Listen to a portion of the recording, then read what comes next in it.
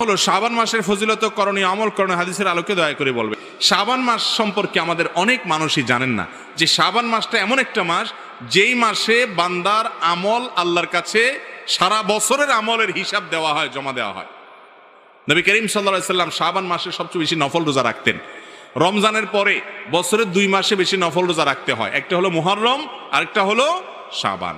নবী করিম সাল্লাল্লাহু আলাইহি সাল্লাম সম্পর্কে আমাদের আয়েশা রাদিয়াল্লাহু আনহা, উসামা ইবনে যায়েদ রাদিয়াল্লাহু তাআলা আনহু আর বিভিন্ন হাদিস সাহাবীরা বর্ণনা করেছেন যে তিনি শাবানে যত রোজা রাখতেন রমজানের পরে অন্য কোনো মাসে এত রোজা রাখতেন না। আমাদের আয়েশা রাদিয়াল্লাহু তাআলা এও বলেছেন কানা ইয়াসুমু শাবানা ইল্লা কালিলা, নবী করিম সাল্লাল্লাহু আলাইহি সাল্লাম গোটা শাবান জুড়ে রোজা রাখতেন, কয়েকটা দিন বাদে। শেষের দিকে রোজা রাখতেন না, শাবানের শুরুর দিকে বেশি বেশি রোজা রাখতেন। শাবান মাস সম্পর্কে একজন সাহাবী জিজ্ঞাসা করেছেন, ইয়া রাসূলুল্লাহ, আমি আপনাকে শাবানে বেশি রোজা রাখতে দেখি, এর কারণটা কি?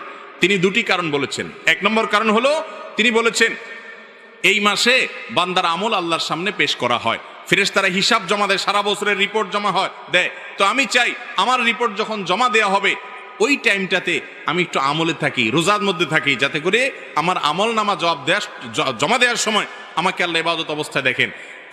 কোনো মালিকের ডিউটি করলে মালিক হঠাৎ করে এসে গেছে ইনভেস্টিগেশনে বা সাইট ভিজিটে, ওই টাইমে যদি কর্মচারী বা কাজের লোকটা কাজে ব্যস্ত থাকেন, মালিক ওই অবস্থা দেখে তার কাছে ভালো লাগবে। এই জন্য শাবান মাসে নবী করিম সাল্লাল্লাহু আলাইহি সাল্লাম নফল রোজা বেশি বেশি করে রাখতেন। বান্দার আমল নামা প্রাত্যহিকভাবে সকাল সন্ধ্যায় 2 বার জমা হয়, সাপ্তাহিকভাবে বৃহস্পতিবার জমা হয়, আর বাৎসরিকভাবে জমা হয় কখন? শাবান মাস। আর দ্বিতীয় কারণ হলো শাবান মাসে নবী করিম সাল্লাল্লাহু আলাইহি সাল্লাম বেশি বেশি রোজা রাখতেন। এর কারণ হলো এই মাসে মানুষ গাফেল থাকে, ওই যে রমজানের ব্যস্ততা, যে রমজান আসলে তো ইবাদত করবই, এই জন্য আগে থেকে আর করে না।